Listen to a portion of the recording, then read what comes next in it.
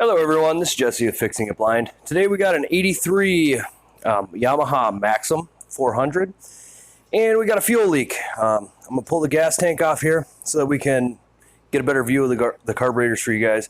When you're doing it at home, you definitely don't have to take the gas tank out. Alright, so let me get this taken off here and then we'll get to it. It's basically just this one bolt here, and that's going to loosen up the tank. And so I'll get right back to you here in just a second. All right, so before we pull the tank off, you want to take this valve here. This is your fuel petcock. Okay, and you want to make sure you turn that to off, which is straight level with the ground. And then we're going to disconnect this hose from the fuel petcock as well. Okay, and that's going to prevent gas from leaking out everywhere by shutting this valve while it's supposed to. Obviously, this valve is broken. All right, I'll get back to you once I get this fixed. Thanks, bye. All right, so now basically we grab the back of the tank here. After we take our bolt out, we lift up, and it's going to basically slide backwards off the little rubber mounts, and then we just take her and set her aside.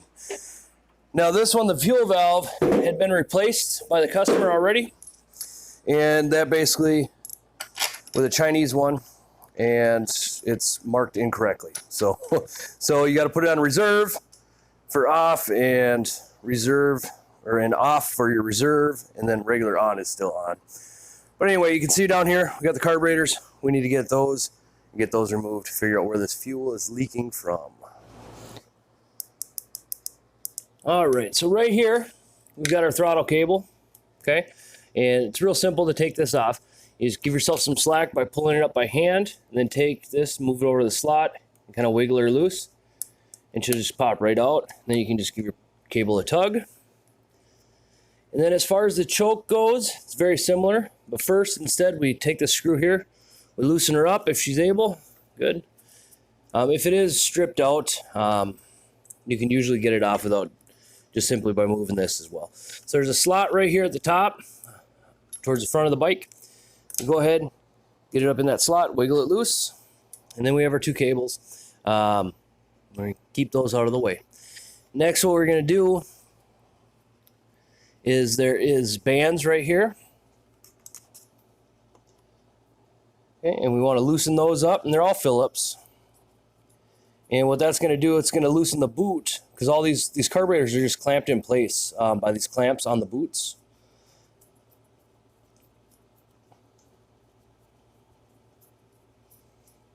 And sorry if you hear a buzzing in the background, it's my air conditioner. Kind of comfort over audio quality, I guess, here.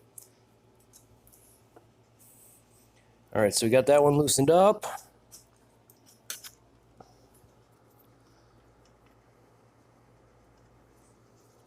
Just going to get this one here on the other side. And it's the same thing as that one.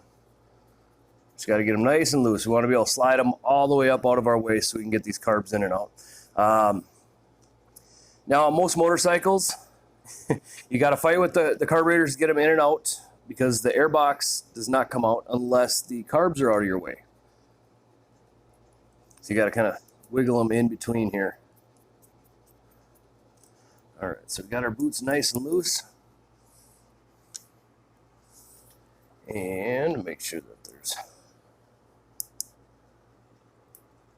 All right, looks like at some point in this bike's life, the customer had already lost or previous owner, most likely, already lost the boots, or the clamps that go on this end. So now we got to make sure we get the fuel off, and I'll switch sides here and get you over here so you can see. All right, now it's just a short little fuel line that goes from here up to the gas tank. But we do want to remove it just so we have less in our way. Then we're going to just take that, set it aside here. All right, sorry if you see some shadows here, but I'm trying to get some light in here so you can see what's going on. So basically, we need to get these boots off, separate the carburetors from it. We just use a screwdriver here. Nice flat blade screwdriver to kind of push them in and get them off. Sorry, I got to move the camera just a little bit here. It's in my way. All right. So these boots on this side that go to the engine are a lot stiffer than the ones on the airbox side. These ones are pretty pliable. Let's see.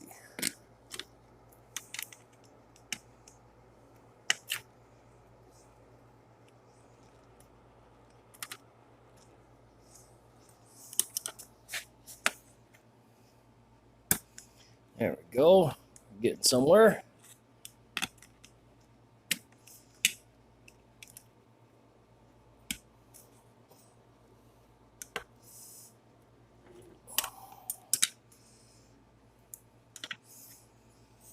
All right, now I just got to do the same on the other side here.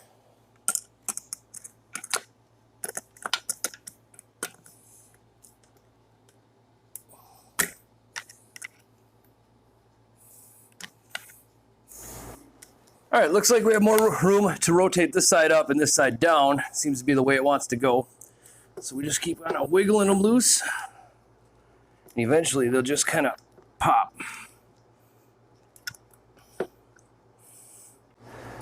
Alrighty, here we are. We'll pull them out here as an assembly.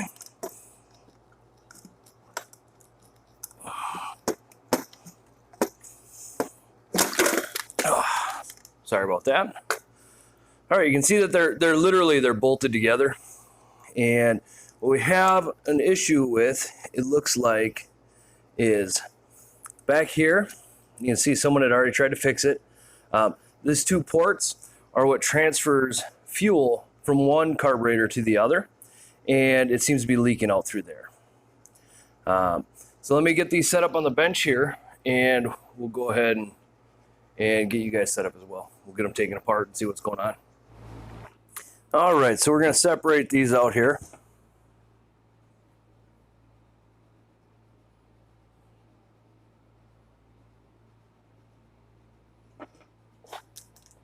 There we go. And so basically we got to get this rod here, which runs both chokes. Okay, so we got to separate, we got to loosen this up.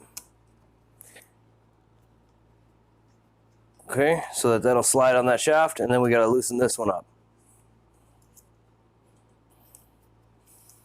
Okay, now they both slide on the shaft. We can get the shaft out of there.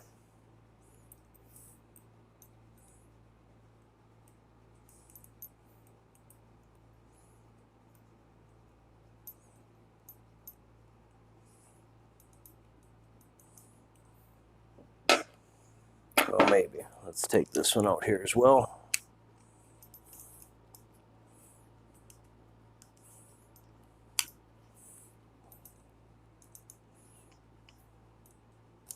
There we go.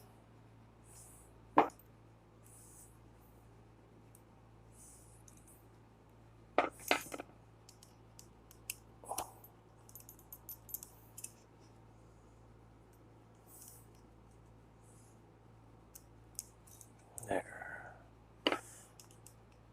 Back them all a little farther than I thought. All right. Okay, now we got these. I slide those out. This shaft here, you can see it's got little indents. That's why it wasn't letting me slide. These screws are pointed. Okay, and so what that does is that goes down and bites into that tube, or that little indent on that shaft.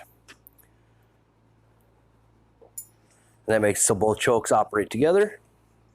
Okay, then we want to separate these by taking this bottom plate off.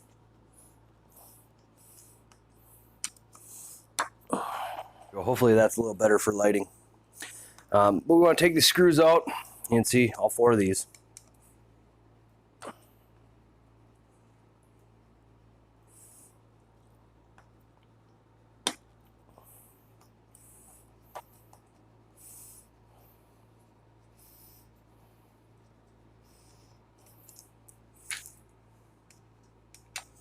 And sometimes they'll get stuck in there. And so if you just take your screwdriver and hit the end of the handle, you know, put it on the screw like this, hit this with a hammer, just a couple taps, usually will loosen up the screws enough where you can get them out.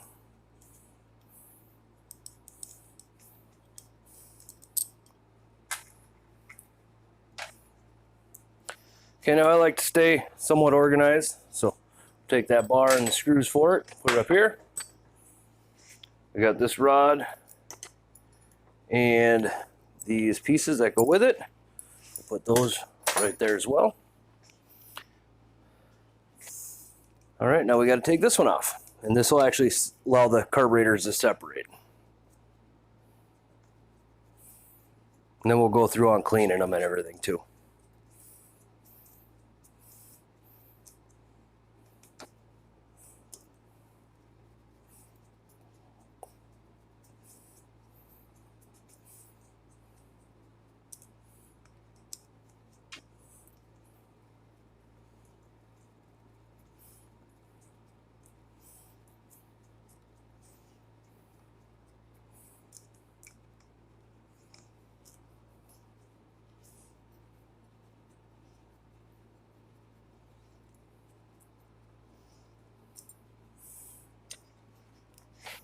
Okay, and then we'll take this. And these have different screws, so we'll set them over there. And now the only thing holding them together is this fuel pipe. Well, and the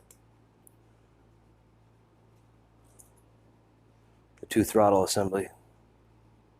So we got a spring here. See the spring? So this here, right here, goes between the spring and that screw to adjust them, and that's to make them to help make them so you can sink them, so that they open and close the same. All right, now our goal here is this guy. Okay, and see they put some kind of a sealer on there, and it's just is not working. He had let me know that he had a leak that was going on, and so he decided to replace the O-ring, not with the one from the manufacturer, but with one that he found at like an auto parts store. And as you can see here, it's not, it doesn't look like, it's not right. They sit pretty loose in that groove. They don't stick out past the metal at all. So we got to find the right size O-rings to go in this to make sure that she seals up good. All right, so we're going to go ahead and take one of the carbs apart, check out the jets, make sure everything's okay inside, make sure there's not a lot of buildup.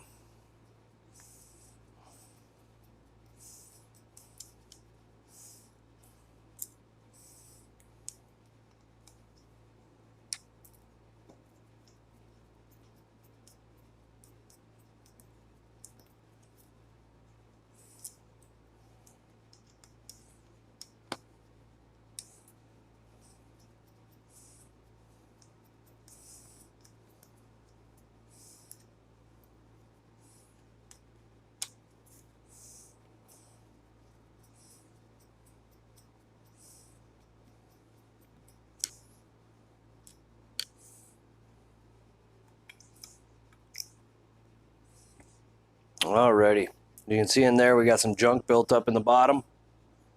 See that right in here? You can see some stuff in there. So that's not a good sign. Definitely glad I took these apart. He said he wasn't having any running issues, but definitely see that that jet's got some stuff built up in there.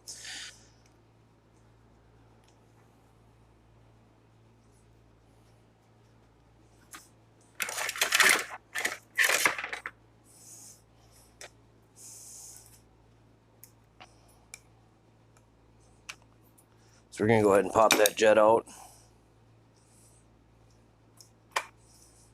Set it aside. All right, I went and grabbed a small screwdriver here so we can get this pilot jet out.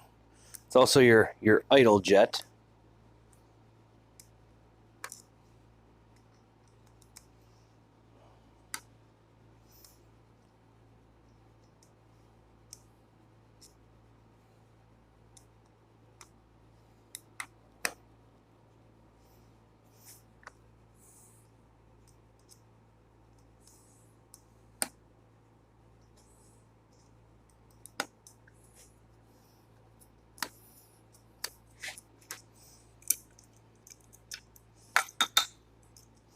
There we go. You can see how it's nice and shiny except for in the middle there. There's a little bit of darkness in there, a little bit of junk built up.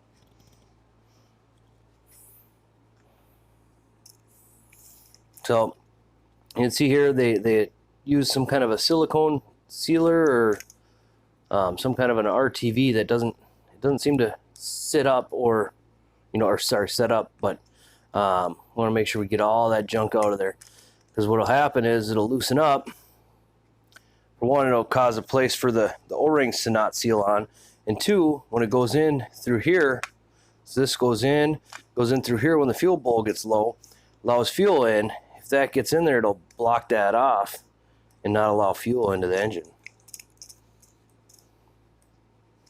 So I'll go ahead and get this kind of cleaned up here and get all that junk out. Okay, now we're not doing a real thorough cleaning on this carburetor. We're just kind of getting the basics. It's not here for that. It's here for the fuel leak. But I also don't want to have any issues going on down the road.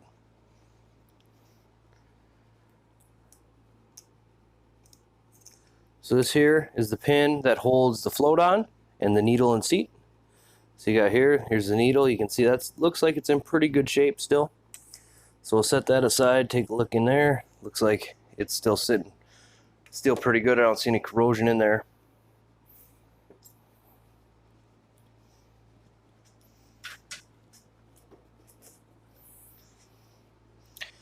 All right, let's set this over here for right now. So we're gonna go ahead and we're gonna spray through the main jet here, or sorry, the pilot jet, and make sure we get some that comes out. Oop. Yep. So let's go this way here. See, we get a little bit of flow there, and this is the pilot jet, or I mean, sorry, the main jet. We're gonna go backwards on this, see how much more goes through there.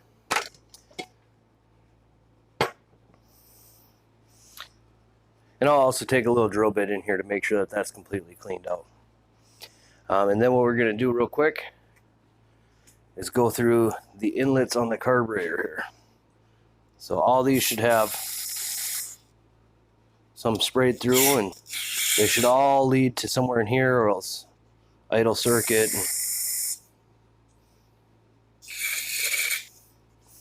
Okay. Now this is just quick cleaning, like I said. Typically, if we were rebuilding these carburetors, we'd pull this top off, pull the needle out and everything, because the needle's right in here. But he wasn't having any running issues, so we just want to kind of freshen them up real quick and get that gas leak taken care of.